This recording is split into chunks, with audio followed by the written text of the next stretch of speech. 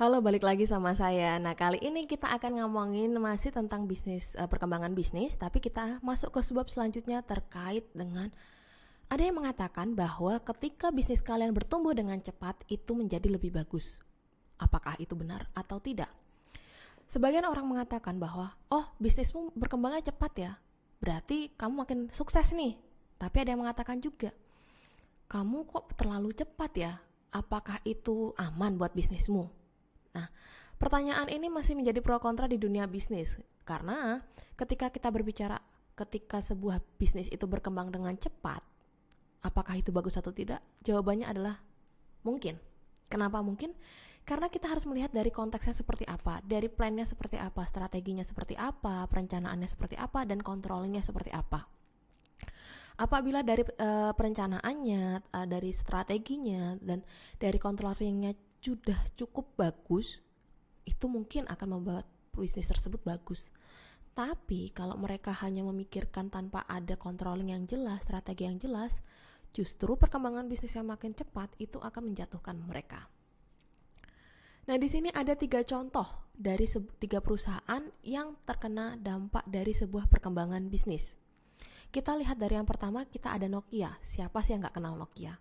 Nokia pada saat itu adalah rajanya di dunia seluler, dimana setiap orang paling tidak pernah pegang aja deh. Kalau punya mungkin susah ya, tapi kalau pegang HP Nokia itu pasti pernah. Nah, Nokia saat itu dia gembar-gembor dengan produknya yang untuk telepon seluler, dengan providernya cukup banyak yang kerjasama dengan mereka, memberikan fitur yaitu SMS dan telepon saja. Tapi seiring perkembangannya zaman, keluarlah BlackBerry, di mana mereka mengeluarkan telepon seluler dengan aplikasi BBM, yaitu BlackBerry Messenger. Itu adalah aplikasi chatting yang mungkin saat itu sangat booming. Nah, si Nokia ini masih kekeh dengan value-nya mereka. HP saya cuma buat bisa SMS sama telepon, tapi perkembangan zaman meminta adalah salah satu aplikasi yang bisa memberikan chat, membuat chat lebih mudah. Nah, hal inilah yang menjadi justru membuat Nokia mulai jatuh. Nokia jatuh karena mereka tidak bisa berkembang dari sisi perkembangan zaman. Perkembangan zaman meminta ada aplikasi chat di setiap telepon genggamnya, selulernya. Nokia masih tetap kekeh dengan handphone itu ya cuma buat bisa SMS sama buat telepon. Yang akhirnya mereka jatuh. Sampai sekarang Nokia sudah tidak jadi raja pasar, sudah tergantikan oleh mungkin ada Xiaomi, ada Samsung, ada Oppo, dan yang lainnya. Nokia adalah salah satu contoh perusahaan yang gagal berkembang dari segi bisnisnya. Yang kedua di sini ada Krams Bakeshop. Nah, mungkin teman-teman banyak yang masih asing dengan ini apa. Krams Bakeshop itu adalah salah satu toko roti yang berasal dari Inggris dan sudah memiliki cabang di mana-mana termasuk di Indonesia, kalau tidak salah di Jakarta.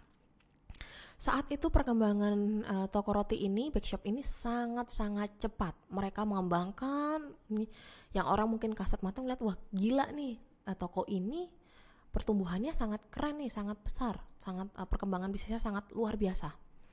Tetapi yang tidak diketahui oleh masyarakat adalah pertumbuhan yang dilakukan oleh toko roti ini justru mengakibatkan mereka mengalami kebangkrutan. Mereka mulai mengajukan perlindungan kebangkrutan kepada bank. Jadi Krams Bakeshop ini adalah salah satu contoh dari sebuah perusahaan yang ingin berkembang dengan cepat, tapi dari segi plan atau strategi dan controllingnya jelek. Mereka bertumbuh dengan cepat, tapi ternyata tidak sesuai dengan perencanaan dan controllingnya yang justru mengakibatkan mereka jatuh. Nah, di satu sisi juga ada mungkin yang ini yang paling familiar bagi teman-teman yang Kopi Kenangan. Di mana-mana ada. Kopi Kenangan ini adalah salah satu perusahaan yang bisa mengembangkan bisnisnya dengan baik. Kenapa dengan baik? Mereka tahu kalau tidak salah Kopi Kenangan itu dia diluncurkan pada tahun 2017. 2017 itu mulai booming nih yang namanya kopi-kopi lainnya, kopi shop.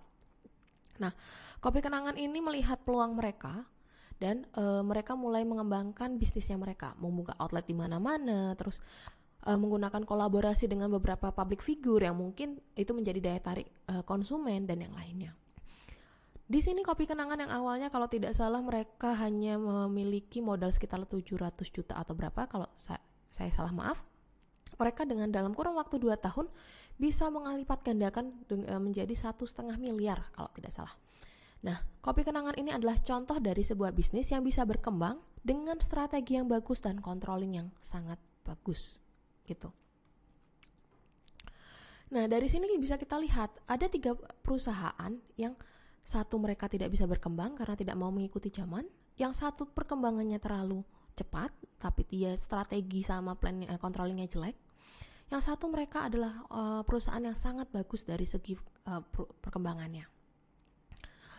Nah, dari 3 ini juga kita bisa ambil kesimpulan bahwa perkembangan bisnis itu bisa saja sangat bagus kalau kita ada strateginya, kalau kita ada controllingnya, kalau kita ada plannya, rencananya. Perencanaan ini nggak cuma dari segi operasionalnya saja, kita harus memperencanakan dari segi finansialnya seperti apa. Jangan sampai kita membuat sebuah perencanaan untuk perkembangan bisnis tanpa ada finansial yang jelas, operasional yang jelas, bahkan marketing yang jelas. Tapi justru akan mengakibatkan kita hancur bisnis kita. Jadi harus jelas dulu nih 3 ini, gimana sih? Nanti kalau saya buka outlet baru, finansial saya gimana? Operasional saya gimana? Pengembangan pasarnya gimana, marketingnya seperti apa. Karena kalau kita tidak memikirkan 3 itu, gimana kita mau mengembangkan bisnis kita. Nah, hal yang penting ketika kita ngomongin tentang perkembangan bisnis adalah kita harus bisa menghitung apa? Pertumbuhannya. Kita harus tahu pertumbuhan kita ngitungnya gimana. Jangan sampai kita ya udah bertumbuh aja tanpa ada perhitungan yang jelas. Karena kalau misalnya tanpa ada perhitungan yang jelas, nanti justru malah mengalami kebangkrutan. Karena dasarnya pertumbuhan bisnis butuh uang sangat banyak. Pertumbuhan bisnis nggak mungkin berjalan tanpa ada uang. Oleh karena itu, ketika pertumbuhan bisnis mau dilakukan, harus ada komunikasi antara si operasional, si keuangan, dan si marketing. Oke, sampai di sini dulu untuk sebab kali ini. Kita akan lanjutkan ke sebab selanjutnya. Terima kasih.